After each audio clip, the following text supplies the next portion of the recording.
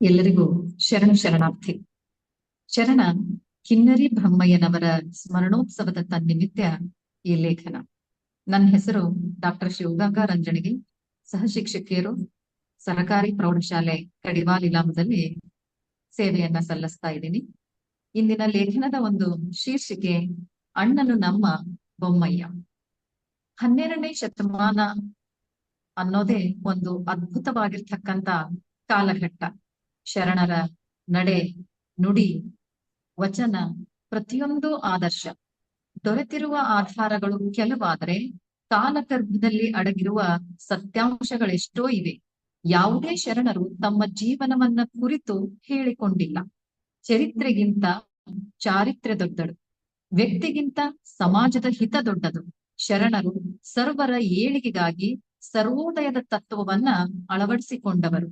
ಬಸವಾದಿ ಶರಣರು ಇರುವ ಕೆಲಸವ ಮಾಡು ಕಿರಿದೆನದೆ ದೊರೆತದದು ಹಸಾದವೆಂದುಣ್ಣು ಎಂಬ ನುಡಿಯಂತೆ ಕೈಲಾಸಕ್ಕಿಂತ ಕಾಯಕವನ್ನ ದೊಡ್ಡದನ್ನಾಗಿ ಮಾಡಿಕೊಂಡಿದ್ದರು. ಅವರ ಕಾಯಕದಿಂದಲೇ ಶರಣರನ್ನ ನಾವು ಗುರುತಿಸ್ತೇವೆ. ಅನೇಕ ಶರಣರ ಪೂರ್ವಿಕ ಜೀವನದ ಕುರಿತು ಸಂಪೂರ್ಣ ಮಾಹಿತಿ ದೊರೆಯದಿದ್ದರೂ ಅಂಕಿತವನ್ನಾಧರಿಸಿ, ಅವರ ವಚನಗಳನ್ನಾಧರಿಸಿ ಹಾಗೂ ಜನಪದರ ಐತಿಹ್ಯಗಳನ್ನ ಆಧರಿಸಿ ಶರಣರ ಜೀವನದ ಬಗೆಗೆ ತಿಳಿದುಕೊಳ್ಳಲಾಗೈತಿ. ಅಂತಹ ಶರಣರಲ್ಲಿ ಕಿನ್ನರಿ ಬೊಮ್ಮಯ್ಯನವರು ಕೂಡ ಒಬ್ಬ ಶ್ರೇಷ್ಠ ಶರಣರು. ಎನ್ನ ತಪ್ಪು ಅನಂತ ಕೋಟಿ, ನಿಮ್ಮ ಸೈರಣೆಗೆ ಲೆಕ್ಕವಿಲ್ಲ. ಇನ್ನು ತಪ್ಪಿದೆನಾದಡೆ ನಿಮ್ಮ ಪಾದವೇ ದಿವ್ಯ. ಕೂಡಲ ಸಂಗಮ ದೇವಯ್ಯ ನಿಮ್ಮ ಪ್ರಮಥರ ಮುಂದೆ ಕಿನ್ನರಿ ಬೊಮ್ಮಣ್ಣ ಸಾಕ್ಷಿ ಎಂದು ಬಸವಣ್ಣನವರು ತಮ್ಮ ವಚನದಲ್ಲಿ ಶರಣ ಕಿನ್ನರಿ ಬೊಮ್ಮಣ್ಣನವರನ್ನು ಸಾಕ್ಷಿಯಾಗಿ ಪ್ರಮಾಣ ಮಾಡುತ್ತಾರೆಂದರೆ ಅವರ ಆದರ್ಶ ವ್ಯಕ್ತಿತ್ವದ ಪ್ರಭಾವ ಬಸವಣ್ಣನವರ ಮೇಲೆ ಎಷ್ಟಿತ್ತು ಎಂಬುದರ ಅರಿವು ಉಂಟಾಗುತ್ತದೆ. ಶರಣ ಕಿನ್ನರಿ ಬೊಮ್ಮಯ್ಯನವರು ಬಸವಣ್ಣನವರಿಗೆ ಆಪ್ತ ಸ್ನೇಹಿತರಾಗಿದ್ದರು. ಇವರ ಜ್ಞಾನ, ಭಕ್ತಿ ಅಪಾರವಾದುದು.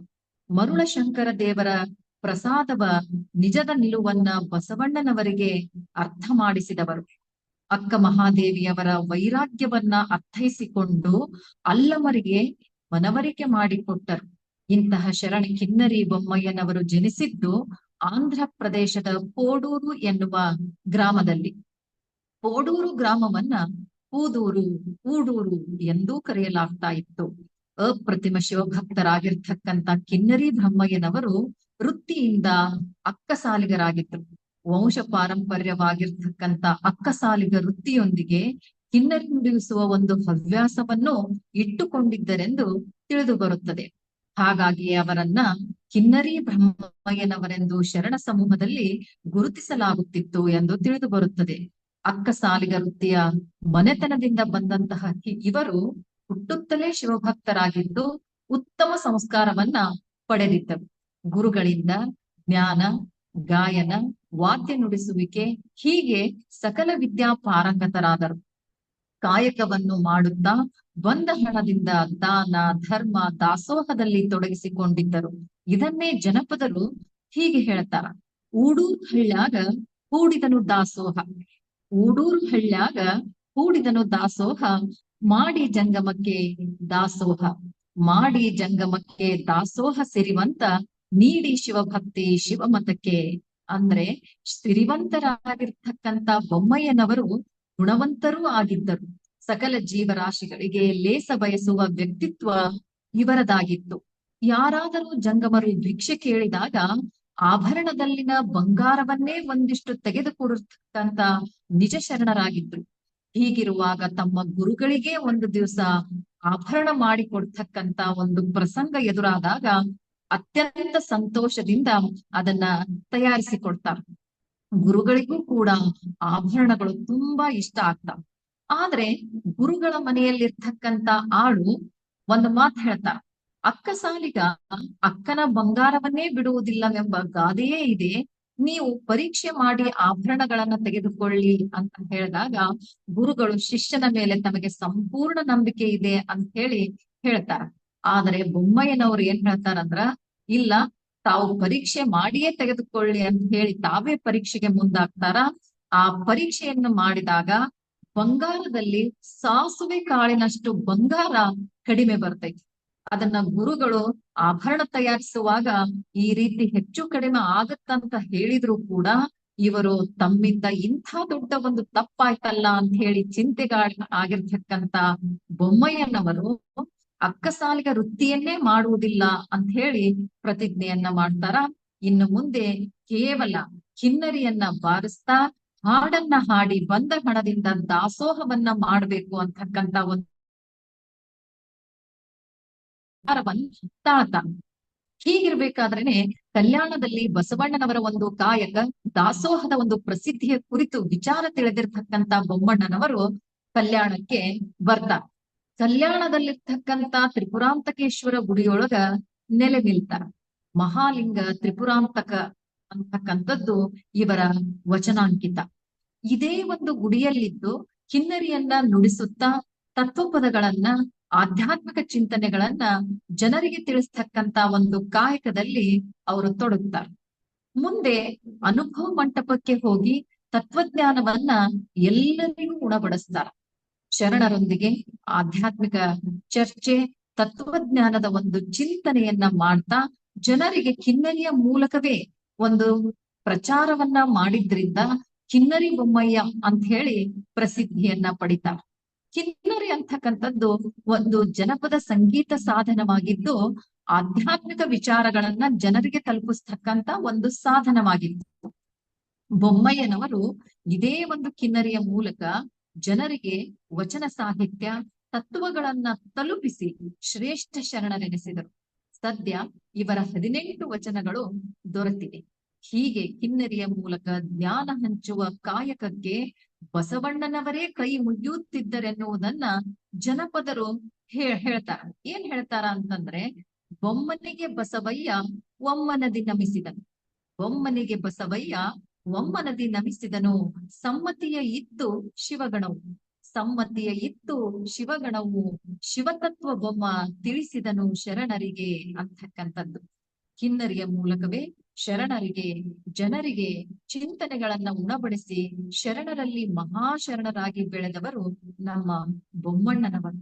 ಅವರ ಒಂದು ವಚನ ಆಧ್ಯಾತ್ಮಿಕ ಹಿನ್ನೆಲೆಯನ್ನ ತಿಳಿಸಿಕೊಡ್ತೈತಿ.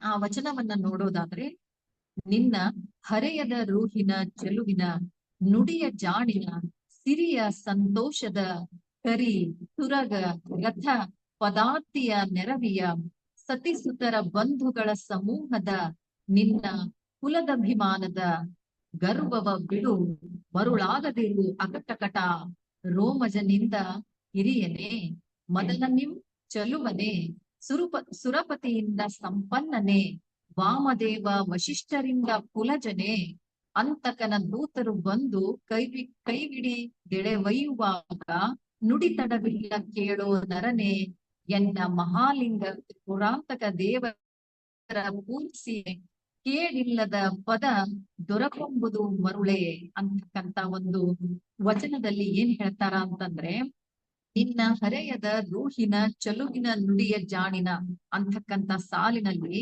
ಹರೆಯ, ಚಲುವು, ಸಿರಿ ಸಂಪತ್ತು, ಸೈನ್ಯ, ಕುಲ ಇವುಗಳ ಬಗ್ಗೆ ಗರ್ವ ಪಡಬಾರದು. ಇರುವಷ್ಟು ದಿನ ಆಧ್ಯಾತ್ಮಿಕ ಚಿಂತನೆಯನ್ನ ಮಾಡ್ಬೇಕು ಅಂತ ಹೇಳಿ ಹೇಳ್ತಾರೆ. ಅನುಭವ ಮಂಟಪದ ಚರ್ಚೆಯ ಒಂದು ಸಂದರ್ಭದಲ್ಲಿ ಒಂದು ಸಾರಿ ಬಸವಣ್ಣನವರು ಈರುಳ್ಳಿ ತಾಮಸ ಗುಣವನ್ನ ಹೆಚ್ಚಿಸುವುದರಿಂದ ಅದನ್ನ ಬಳಸದಿರುವುದು ಉತ್ತಮ ಅಂತಕ್ಕಂತ ಮಾತನ್ನ ಹೇಳಿದಾಗ ಇದರಿಂದ ಕುಪಿತರಾಗಿರ್ತಕ್ಕಂತ ಬೊಮ್ಮಯ್ಯನವರು ತಮ್ಮ ಗುಡಿಯನ್ನ ಸೇರಿ ಬಿಡ್ತಾರೆ. ಯಾಕ ಅಂತಂದ್ರೆ, ಜನಸಾಮಾನ್ಯರೆಲ್ಲ ಈರುಳ್ಳಿಯನ್ನ ನಿತ್ಯ ಸೇವನೆಯನ್ನ ಮಾಡ್ತೀವಿ. ಆದ್ರೆ ಹಾಗಂತ ಹೇಳಿ ಜನಸಾಮಾನ್ಯರೆಲ್ಲರೂ ಕೂಡ ತಾಮಸ ಗುಣದಿಂದ ಪೀಡಿತರಾಗಿಲ್ಲ ಅನ್ನೋದು ಬೊಮ್ಮಯ್ಯನವರ ಅಭಿಪ್ರಾಯವಾಗಿತ್ತು. ಹೀಗಾಗಿ ಬಸವಣ್ಣನವರಿಗೆ ತಮ್ಮ ಒಂದು ಪೂರ್ವಾಶ್ರಯದಿಂದ ಹೇಳಿರ್ತಕ್ಕಂತ ಈ ಮಾತು ತಪ್ಪು ಅಂತ ಹೇಳಿ ಅರಿವಾದಾಗ ಅವರು ಬೊಮ್ಮಯ್ಯನವರಿಗೆ ಕ್ಷಮೆ ಕೇಳಿದ್ರ ಅಷ್ಟೇ ಅಲ್ಲ, ಒಂದು ಬಂಡಿ ಈರುಳ್ಳಿಯನ್ನ ಕೊಟ್ಟು ಮೆರವಣಿಗೆಯನ್ನ ಮಾಡಿದರು. ಹೀಗಾಗಿ ತಮ್ಮ ಚಿಂತನಾಪರ ವಿಚಾರಧಾರೆಗಳಿಂದಲೇ ಬಸವಣ್ಣನವರಿಗೆ ಹಿರಿಯಣ್ಣನಂತಿದ್ದರು. ಅದನ್ನೇ ಬಸವಣ್ಣನವರು ತಮ್ಮ ಒಂದು ವಚನದಲ್ಲಿ ಹೀಗೆ ಹೇಳ್ತಾರ, ಅಪ್ಪನು ನಮ್ಮ ಮಾದಾರ ಚೆನ್ನಯ್ಯ, ಬೊಪ್ಪನು ನಮ್ಮ ಡೋಹಾರ ಕಕ್ಕಯ್ಯ, ಚಿಕ್ಕಯ್ಯ ನೆಮ್ಮಯ್ಯ ಕಾಣಯ್ಯ, ಅಣ್ಣನು ನಮ್ಮ ಕಿನ್ನರಿ ಬೊಮ್ಮಯ್ಯ, ಎನ್ನ ನೇತ ಕರೀರಿ ಕೂಡಲ ಸಂಗಯ್ಯ ಅಂತಕ್ಕಂತ ಮಾತನ್ನ ಅವರು ವಚನದಲ್ಲೇ ತಿಳಿಸಿಕೊಡ್ತಾರೆ. ಹೀಗಿರ್ಬೇಕಾದ್ರೆ ಒಂದು ದಿವ್ಸ ತ್ರಿಪುರಾಂತಕೇಶ್ವರ ಗುಡಿಯೊಳಗ ಕೂತಿರ್ಬೇಕಾದ್ರೆ ಕುರಿ ಒಂದು ಓಡಿ ಬಂದು ಇವರ ಒಂದು ರಕ್ಷಣೆಯನ್ನ ಬಯಸ್ತೈತಿ.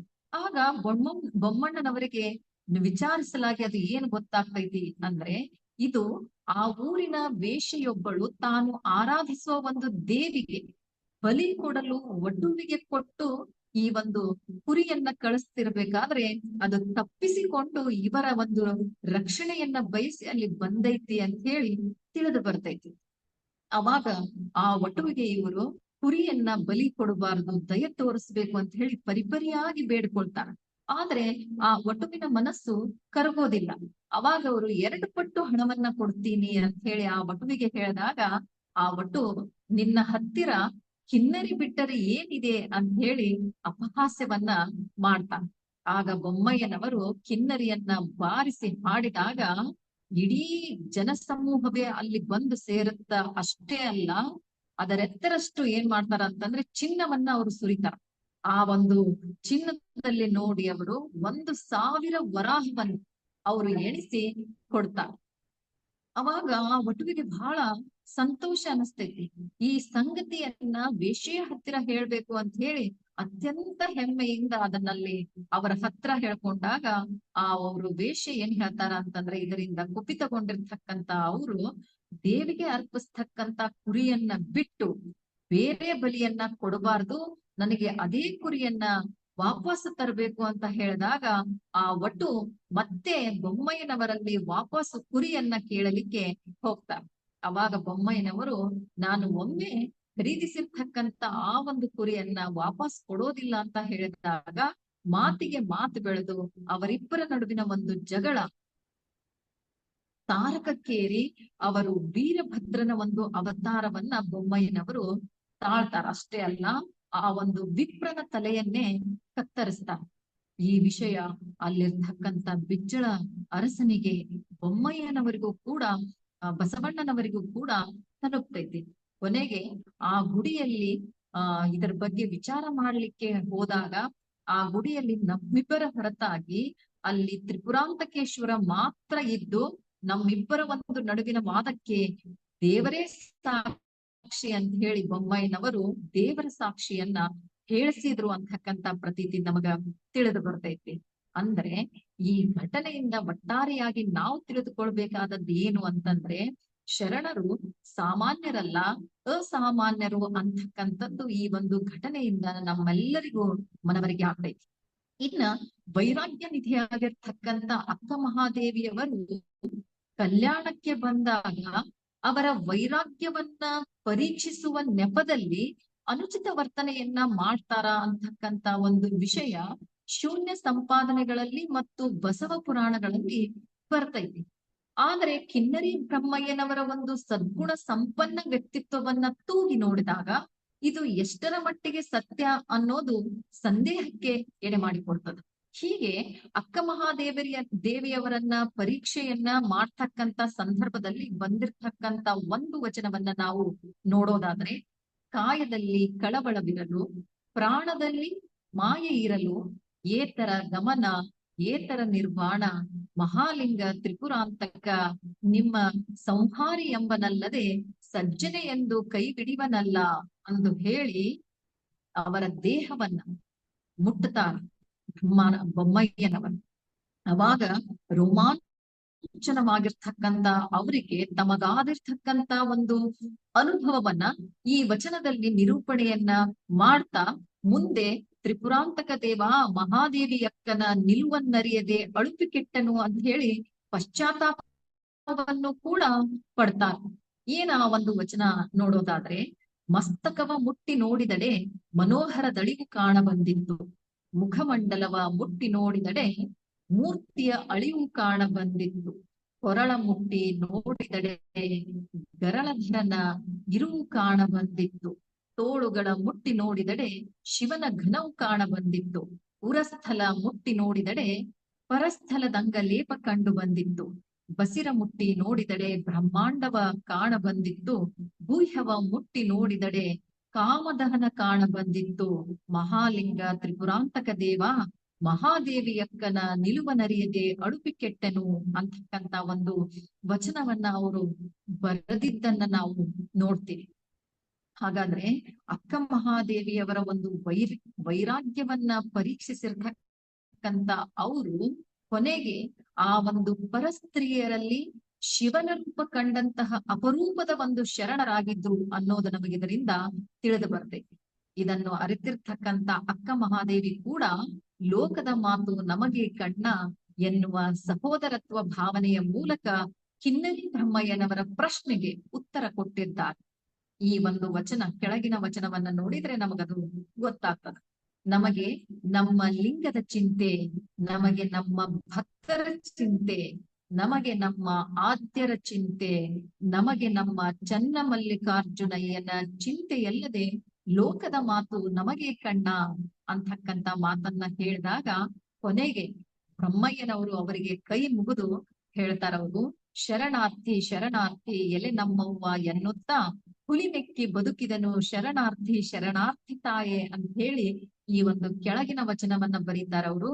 ಶರಣಾರ್ಥಿ ಶರಣು ಶರಣಾರ್ಥಿ ಎಲೆ ನಮ್ಮವ್ವ ಶರಣು ಶರಣಾರ್ಥಿ ಶರಣಾರ್ಥಿ ಕರುಣ ಸಾಗರ ನಿಧಿಯೇ ದಯಾಮೂರ್ತಿ ತಾಯೆ ಶರಣಾರ್ಥಿ ಮಹಾಲಿಂಗ ತ್ರಿಪುರಾಂತಕ ನೊಡ್ಡಿದ ತೊಡಕು ನೀವು ಬಿಡಿಸಿದರಾಗಿ ನಿಮ್ಮ ದಯೆಯಿಂದ ನಾನು ಹುಲಿನಕ್ಕಿ ಬದುಕಿದನು ಶರಣಾರ್ಥಿ ಶರಣಾರ್ಥಿ ತಾಯೆ ಅಂತ ಹೇಳಿ ಹೇಳ್ತಾರ. ಹೀಗೆ ಮುಂದೆ ವಚನ ಚಳುವಳಿ ಪ್ರಾರಂಭವಾದಾಗ ವಚನ ಚಳುವಳಿಯಲ್ಲಿ ಕೂಡ ಅವರು ವಚನಗಳ ರಕ್ಷಣೆಯಲ್ಲೂ ಕೂಡ ಪ್ರಮುಖ ಪಾತ್ರವನ್ನ ವಹಿಸಿ ಉಳುಮೆಯ ಸಮೀಪದಲ್ಲಿ ಅವರು ನದಿಯ ಪಥವನ್ನು ಕೂಡ ಬದಲಾಯಿಸ್ತಾರ. ಇದರಿಂದ ಶತ್ರು ಸೇನೆ ಅಪಾರ ನಷ್ಟಕ್ಕೆ ಒಳಗಾಗ್ಬೇಕಾಗ್ತೈತಿ. ನಂತರ ಅವರು ಉಳುವಿಯಲ್ಲಿಯೇ ಬೊಮ್ಮಯ್ಯನವರು ಕೊನೆಯುಸಿರೆಳುತ್ತಾರ. ಇವರ ಸಮಾಧಿ ಈಗಲೂ ಕೂಡ ಉಳುವಿಯಲ್ಲೈತಿ ಅನ್ನೋದು ನಮಗ ಕಂಡು ಬರ್ತೈತಿ. ಅವರು ತಿರುಗಿಸಿದ ಹೊಳೆ ಕಿನ್ನರಿ ಬೊಮ್ಮಯ್ಯನವರ ಹೊಳೆ ಅಂತಾನೆ ಹೆಸರಾಗೈತಿ. ಇವರು ಲಿಂಗೈಕ್ಯರಾಗಿರ್ತಕ್ಕಂತ ಒಂದು ಸುದ್ದಿಯನ್ನ ಕೇಳಿರ್ತಕ್ಕಂತ ಬಸವಣ್ಣನವರು ತಮ್ಮ ಒಂದು ದುಃಖವನ್ನ ವಚನದಲ್ಲಿ ಹೀಗೆ ತೋಡಿಕೊಳ್ತಾರೆ.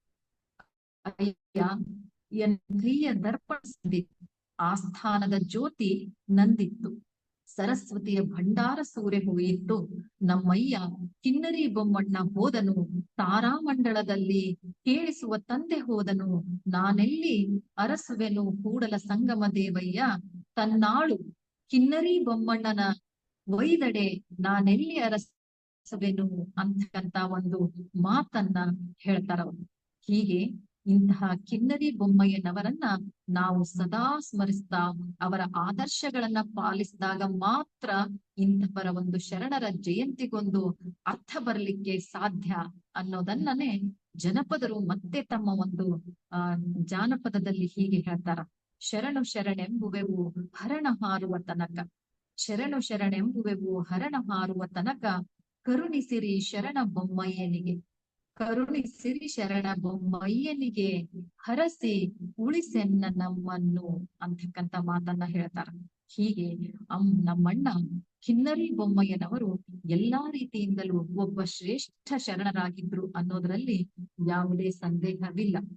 ಇಂಥ ಒಂದು ಬೊಮ್ಮಣ್ಣನವರ ಕುರಿತು ಈ ಲೇಖನವನ್ನ ತಮ್ಮ ಮುಂದೆ ಪ್ರಸ್ತುತಪಡಿಸಲಿಕ್ಕೆ ಅವಕಾಶ ಮಾಡಿಕೊಟ್ಟಿರ್ತಕ್ಕಂತ ಶ್ರೀಯುತ ವಿಜಯ್ ಕುಮಾರ್ ಸರ್ ಅವರಿಗೆ ತುಂಬ ಹೃದಯದ ಒಂದು ಶರಣಾರ್ಥಿಗಳನ್ನ ಅರ್ಪಿಸ್ತಾ ಇದ್ದೀನಿ. ಎಲ್ಲರಿಗೂ ಶರಣು ಶರಣಾರ್ಥಿಗಳು.